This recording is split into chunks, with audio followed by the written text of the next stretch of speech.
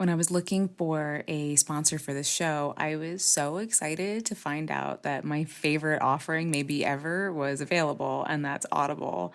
I have been using Audible for over 15 years, if not more.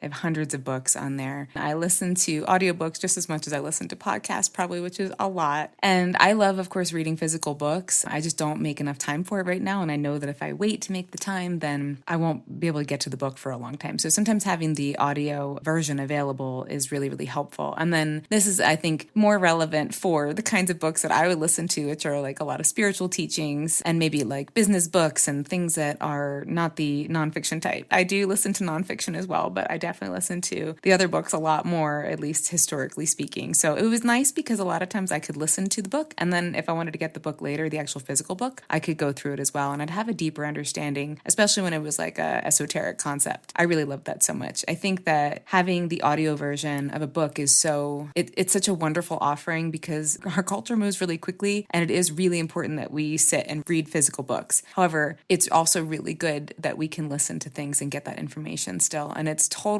mind expanding when you have that availability, which is one of the reasons I love podcasts, and that of course I'm sitting here doing it. So that's one reason I love Audible. I also really love it because I really feel like we have so many, again, messages that come at us all the time in culture. You know, our phones, our social media, the television, the radio, everywhere we go, there's somebody saying something. And I really believe it's important to curate what you put in your ears, and you actually have control over that. With something like Audible, you can really be specific, and it's very individual to you what you want to listen to and how you want to shape your mind and how you want to shape your point of view and what kind of other perspectives do you want to try on and see through somebody else's eyes. I think that is an incredible practice to really expand your life in so many ways. And so I'm really excited that they are a sponsor of the show, and there's a link in the bio. They do a 30-day free trial, and then I think it's like $15 after that a month. And I'm telling you, it is one of my treasured collections that I have. It's been just incredibly impactful in my life in so many ways. I wouldn't be sitting here if I didn't have it. So I'm really excited about it if you can't tell. And I hope you go ahead and use that link. And thank you for being here. And we'll see who the next sponsor is too. I'm only going to try to pick things that I really get excited about myself personally. And Audible 100% is one of them. All right, back to the episode. Welcome to Thought Experiment Called Life. This is where unconventional thinkers and multi-passionate makers share their journey of creating meaningful lives, built on growth, creativity, and the courage to live on their own terms. I'm Greta, a musician, a martial artist, an herbalist, and a fellow traveler through this mystery we call life. Every other Tuesday, I bring you real conversations with rule breakers and path forgers. Subscribe on Substack for more resources, mindset, tools, and more. Hi friends, it's been a minute since I've done a solo episode.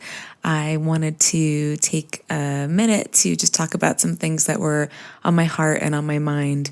And I've been having so much fun doing the interviews. I hope you are enjoying them as well. I have a ton more in the queue, as they say. So that will be continuing moving forward.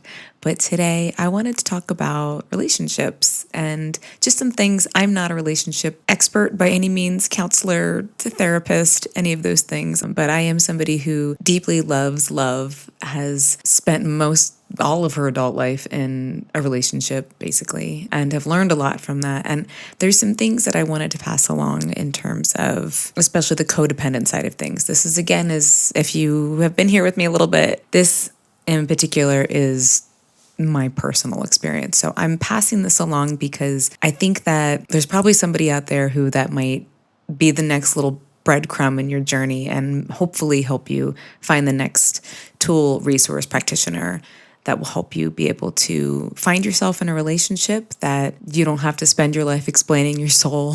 You don't feel hard to love. These were things I didn't think were real until my now husband. We just got married this weekend. I didn't think any of these things were real really all my life. So I'm just going to share the things that help me be able to break that pattern, break that cycle. Again, this is just my personal experience, but I know how life-changing it was for me to have some of these realizations, to have some of this information. And I, of course, worked with my therapist to work through these things. So I, would have a new kind of understanding and then would work with my therapist to really integrate that understanding. So if you find something that is speaking to you and you're like, oh, okay, that's something I really like, that really hit home for me. That really makes sense. And if you're not already working with a therapist, for sure, start that journey.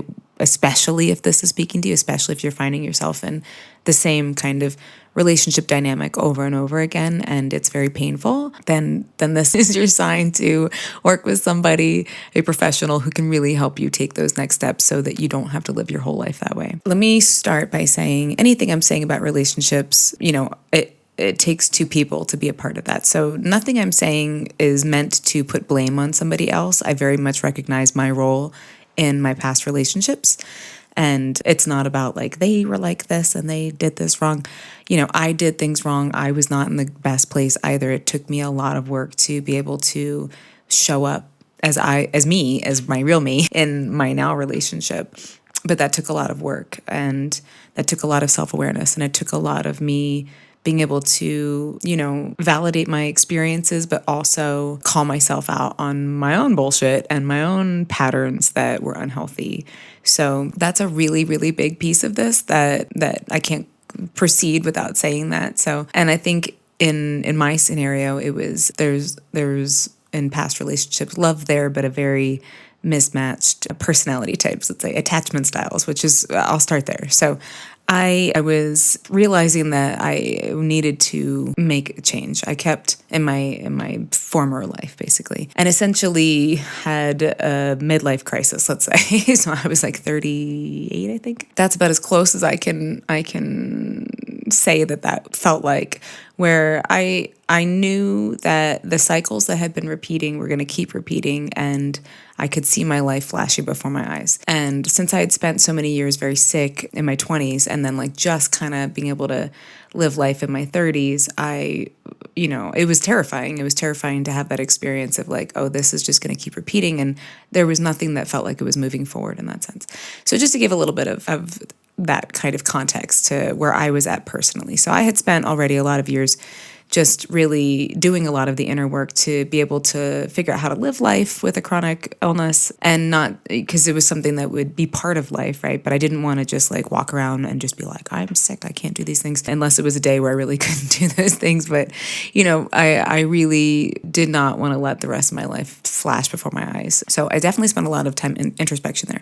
So needless to say, I, really, really was realizing that something needed to change. And I was talking to a friend about it, a very unlikely friend who recommended a book called Attached by Amir Levine and somebody else, and I can't remember the name right now. Let me look it up. Okay, the book is Attached by Amir Levine and Rachel S.F. Heller. This book really, truly changed everything for me. I had heard of love languages, but I had never heard of attachment styles. And when I actually read the book and was really interested in the content, obviously, it gave me a whole new understanding of myself and how I was showing up in relationships and how my then partner was also showing up. And there was this mismatch. It wasn't even personal. I didn't even take it personally at that point. I was just like, oh, this is just not, it's like oil and water, to be very trite about it. But it was something that was incredibly eye-opening because we had already really, really tried really hard to just handle all of the things that were happening, and it just kept not working. So when I learned about attachment styles, that really taught me both about how I show up in my own attachment styles, which was an anxious avoidant, basically, and I'll break down I'll tell you about the attachment styles. But then I learned that there was something called a securely attached person, and I didn't even know that was real. I didn't know that was a real thing. When I learned about a securely attached person, that really blew my mind. I just didn't know that was real. I pretty much always equated that relationships took a lot of hard work, and which, of course they do, but it was hard work in a way to like make it through all of the really tough, incompatible, painful times, to love each other, even though y'all are hurting each other left and right. So like, right, Maine? Being joined by our mascot, of course, Maynard, who was trying to rascal and take all of my beverages, get on my water. Water donated. Okay.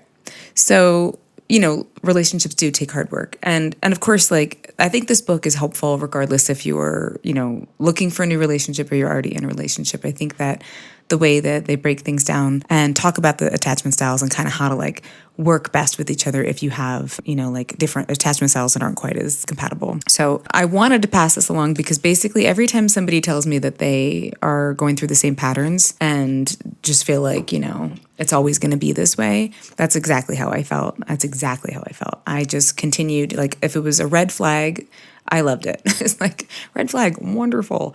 Nothing, all of my love for self-defense and all of that just did not apply to that. Apparently, I was emotionally not protecting myself in that way. And again, being recommended this book, Attached, truly changed things for me. So I'm just going to share a little bit about the attachment styles. Again, I'm not an expert on these things, but I just want to share the kind of like highlights, the cliff notes, if you will, in case you're like, this sounds interesting, but I don't really know if this is applying to me yet.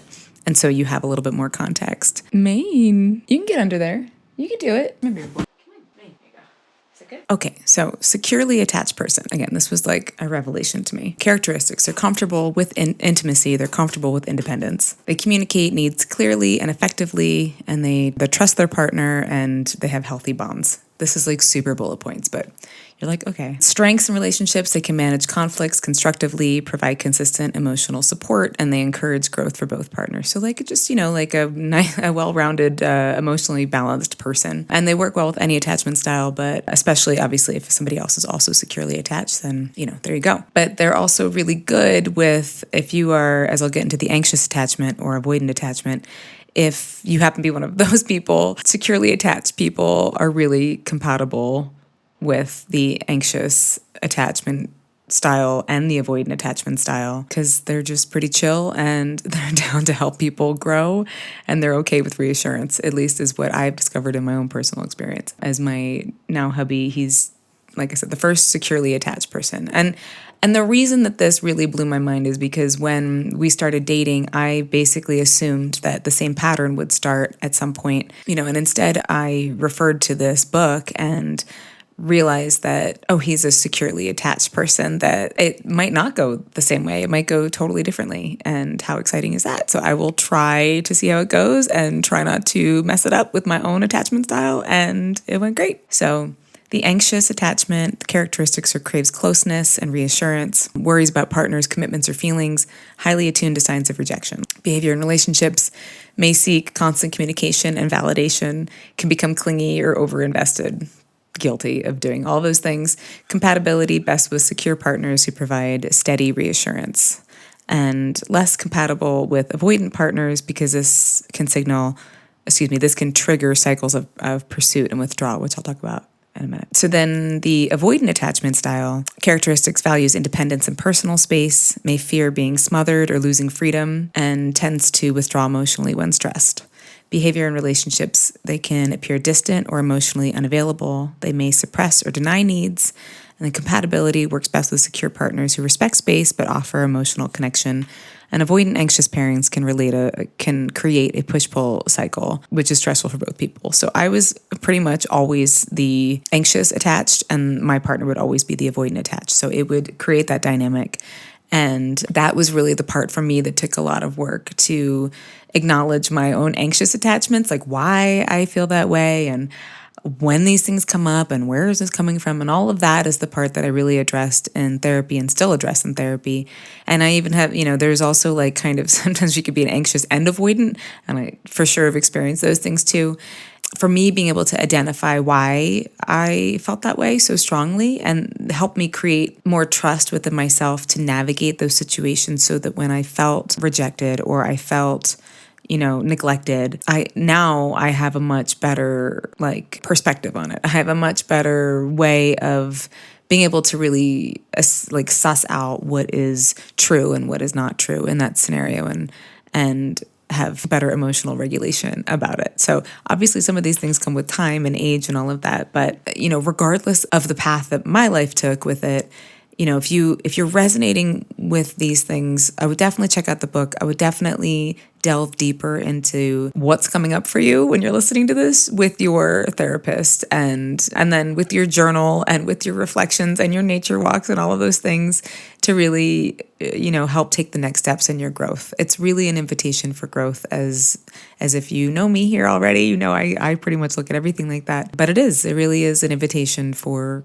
growth. And so it should be exciting in that sense, even if it's a bit daunting. You're like, God damn it, this is like a lot of new information of attachment styles and all of that. It hopefully will give you a nice little light ahead and a path. So that's that's something I would say. If you are either, single, looking, stressed out in your relationship, keep doing the same cycles, whatever, with your partner, and you guys love each other, but you're trying to figure it out and blah, blah, blah, and it's just like you're butting heads, like definitely check this book out and definitely look more into this realm of work in general. I think Love Languages did a really beautiful job for so many. And I think this is kind of like another piece of that that's really, really important. So that was like, that's something I talk about all the time. If you're a friend of mine, if we're like happen to be in conversation, I'm like, you should read this book, especially if you're in one of those scenarios, because I think that if we can, have more self-awareness about, and more just awareness about how we show up, how the other person shows up, and take a bit of the emotional response out of it to really just logically look at it for a minute, like ingredients of compatibility styles, just know what you're getting into, right? Like know what you're getting into and have tools and resources to be able to navigate if you guys have like a little bit of friction with your compatibility styles, because people do grow, people do change, people do embrace other ways of thinking. And I really didn't really believe that until I was able to break the relationship cycle in my own life. It was just like on repeat. So, and a lot of that is really because I took a risk and said, I will try to change this pattern. So this is meant to be an episode to give some hope for anybody who might be going through these things. So the other thing, this happened probably before. Yeah, this was like something, this question for me really, I think, was a catalyst that preceded all of this. I was becoming more aware in my life of the codependent nature that I had, right? That I grew up with. And that's just like kind of how I rolled. I didn't know it. And I know that word's been thrown around a ton. You could just say like people pleasing, people managing. Like I just never wanted to make anyone upset. I still don't like doing it. It's still something I work a lot with my therapist on. And, just you're like with the whole anxious attachment, right? Like my husband jokes that I have like facial recognition software where I can like tell the slightest like change in somebody's face, because that's how I manage things. If people didn't say things, I would just watch their face and try to read what was going on, not even consciously, very subconsciously in so many ways, but just to try to manage the situation. And I'm sure there's plenty of people listening who are like, yes, that's exactly how I feel about things. Like, you can just detect a change.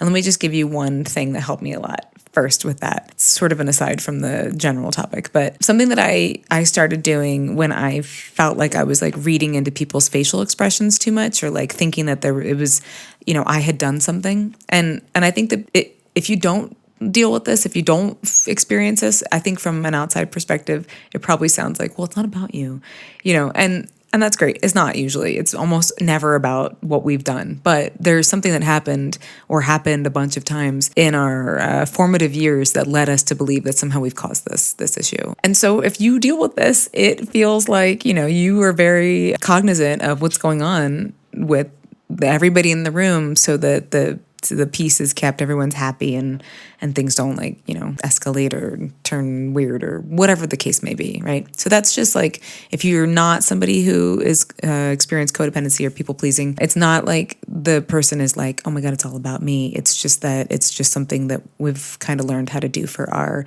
emotional safety, let's say. So something that I started doing, I don't know how, I think it occurred to me somewhere in high school or college or whatever. And again, I always like to make myself find things funny to help myself remember it. So I was like, maybe they are like holding a fart in. If somebody had like a weird face, maybe they were just really uncomfortable, like they were holding a fart in, or their stomach hurt, or the fart thing always made me laugh because, it's farts. But that was something that I would practice and do practice sometimes, of like, I'm not really sure, did I say or do something? Because I know my facial expressions don't sometimes correspond with what I'm saying. So I'm, wondering if I did something, I'm like, probably not. They might just like have to fart. And that really helped a lot. So if you just need something to like kind of make you laugh and find some levity, like that is, please feel free to use that and pass that along. It's been very helpful as I've learned how to not pay attention to those things quite as much. So, that was something that obviously was on my mind.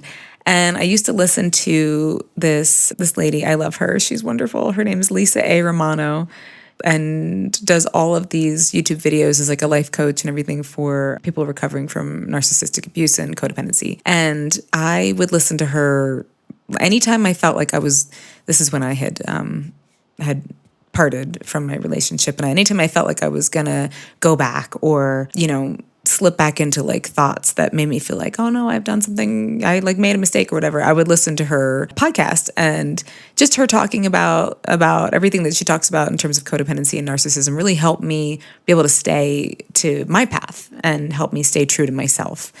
And, that was what worked well for me at that time. There's so many coaches and teachers out there. And I would say, again, if you're going through something like this, find something that you can put on that will help you stay grounded. If you are leaving a toxic situation and are like knowing that, when a certain song comes on or a certain season rolls in or a certain whatever, it makes you want to like go back to that person or go back to that thing or blah, blah, blah, blah.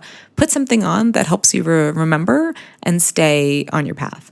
For me, at that time, it was her channel. And I really, really am so grateful for everything that she said and says and does, because it really helped me learn how to see things differently and see myself differently. But there was one thing in particular that she said, and really you can find like teachers everywhere. This is why I do this podcast, because I want to tell you about all the different ones that I've had, because they helped me so much. There was one thing that she said, let me see, and I've tried to find the episode. I can't find it, but it stuck with me this much. But she kind of alludes to it in a bunch of different episodes. But essentially, she was saying, people with codependent behaviors are generally asking, how does everyone else feel in the room? Whatever's happening, how does that make them feel?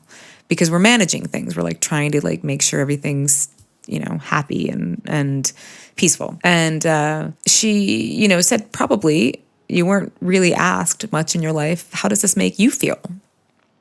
You probably don't ask yourself, how does this make me feel? Like, how do I feel about X, Y, or Z? We're gonna I'm the baby of the family. So, and it's no shade on my family. I love my family so much, but being the baby, usually everyone else made decisions and said, we're doing this thing.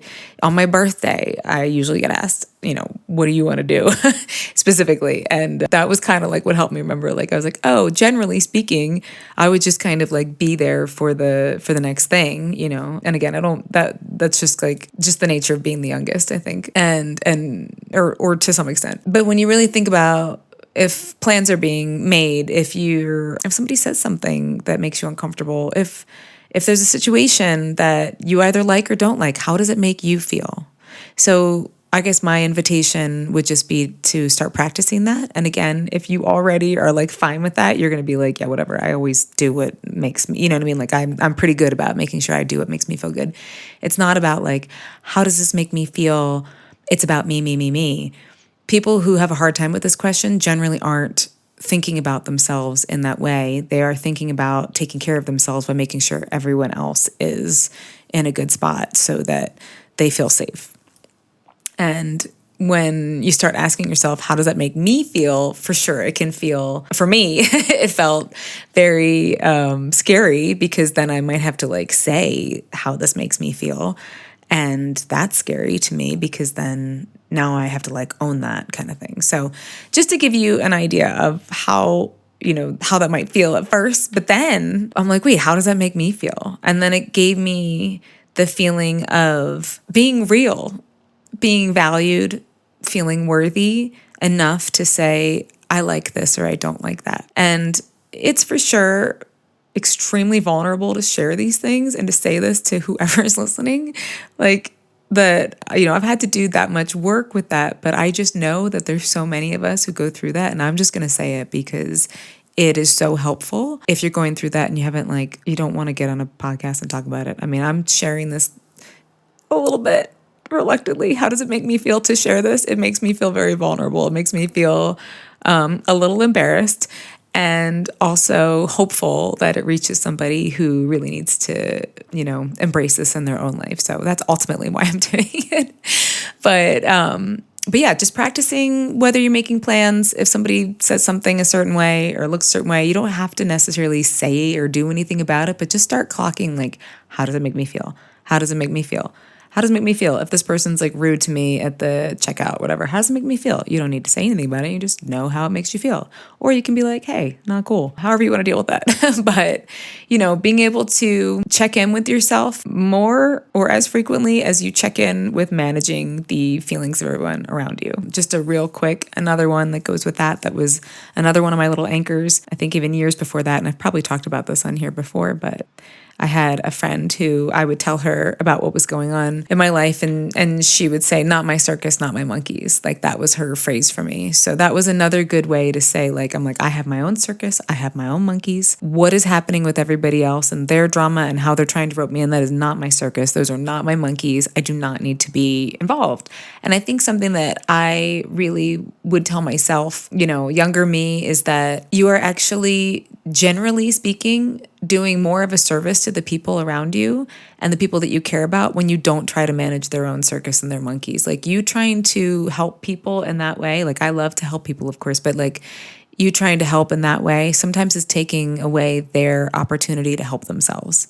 And of course, we can parse that out in 8,000 different ways and say, well, that's not true here, it's not true there. But it's very true in a lot of senses where you can, as my therapist always says, care for someone, but not take care of them. So this is just like a lot of, hi, this is what I learned in therapy. That's the name of this episode. So yeah, and in particular is so valuable for being able to show up as a better me in relationships so that I'm not, needy and clingy and needing reassurance beyond what's reasonable. When I was in that state of just like needing reassurance, it was like there was a well that could not be filled, right? So now, with my husband, like he knows that like I probably need extra hugs. I probably need extra like, come here, I love you. But I trust his love and his hugs and his reassurance, where it's like, thank you, received, deep breath, and carry on with life. And that, to me, as somebody who's experienced the opposite of that for most of my life, I can tell you that feels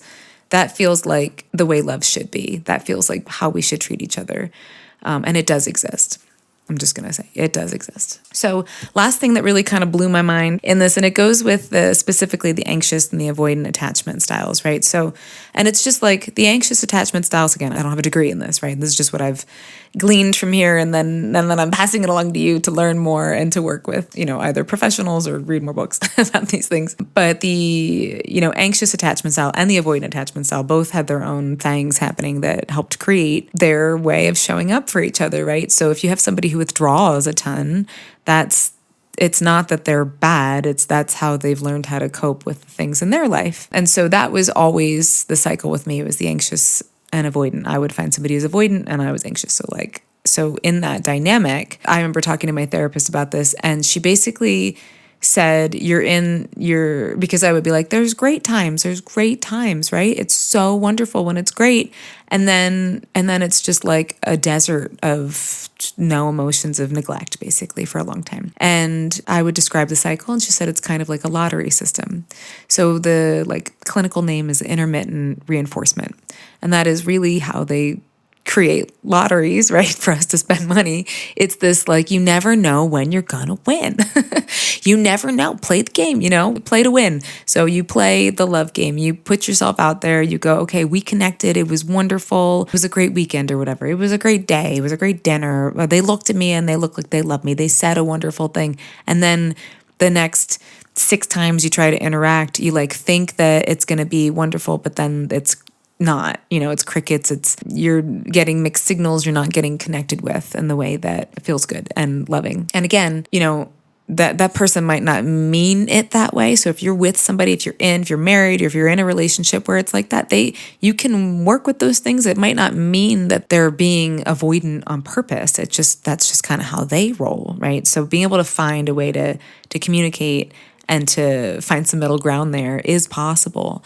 Understanding that helped me not get so attached to the good times where I would just stay, because I stayed for longer than most people would stay. And understanding that this was just really a cycle that really was hurting me and was not something that was getting better. And it did not make me feel good. We're going back to, how does it make me feel? It made me feel horrible. I will just leave it at that. And understanding that was a cycle, and you will see that cycle escalated from your kind of just toxic relationship all the way to very abusive relationship. If you look at the cycles for abuse, it's literally that. It's like this honeymoon period, and then you're just like desert period, and then there's like explosions and things, and then you come back to that honeymoon period, and it's like around and around and around. So understanding that there could be a lottery type system happening, and that's something, if that's ringing true to you, to just again like examine that a bit and work with a therapist. This is my therapy pitch for you. So these were things I really wanted to pass along, specifically when it comes to relationships. Like I said, I'm not licensed in any of these areas. I just have a ton of life experience. And I really, in every relationship, really tried to learn as much as I could about communication styles, about how we relate as humans. I love love, and I really want to see everybody find their person who helps them be able to be their best self, be able to be your teammate. I think that at least in our relationship, it's been really about supporting each other as teammates. Like, we're on the same team. And I hope that you're able to find that, or that you already are experiencing that. And please, share whatever you would like to in regards to that, because I think that we have such a jacked version of what love and relationships are supposed to look like due to our entertainment, which it is very entertaining. It is just not good. It's not a good model for us to see. I mean, if you're in my age group and you grew up with things like any of the romantic comedies, My Best Friend's Wedding, and like that whole era, you're like, what is going on here? Just all, my sister and I talk about it, I think, in our episode. There's so many unhealthy models that have been shown to us. And so it's really important for us to tell each other, like, hey, love does exist. It is real. Healthy love is real. And you can be part of a team with your babe and your love. And I just want you to have hope. If you have not had hope, I want you to know that that's real. I did not. I really didn't. When I left my last relationship, I really gave up. I did. I was like, I'm done. And somewhere along the line, I think of reading these things and doing that inner work, there was just a tiny little piece of my heart that was willing to try again. And my life has felt like it's begun, since I did that for so many reasons, not just, but, just so many reasons. So this is my little love note to you. I hope that you found some things in here that are helpful and resourceful. And I'll probably talk about this more. I would love to bring a relationship coach on or therapist on. So if you have somebody in mind that you think I should talk to, please let me know. I would love to talk to them. So I hope this finds you well, and I will see you on the next episode. Oh, and I always forget, if you are enjoying these, please subscribe, please like and comment. It really does help a lot. I really do want to share this with whoever needs to hear it. So if you think of somebody who needs to hear it, please pass it along. But yeah, your comments and likes and shares really means a lot. This is a journey of my heart and wanting to connect with your heart. So I hope you feel the love. Thank you. It feels like home inside your arms, inside your embrace. I knew the moment my life had changed when your hands took my waist. It felt like home.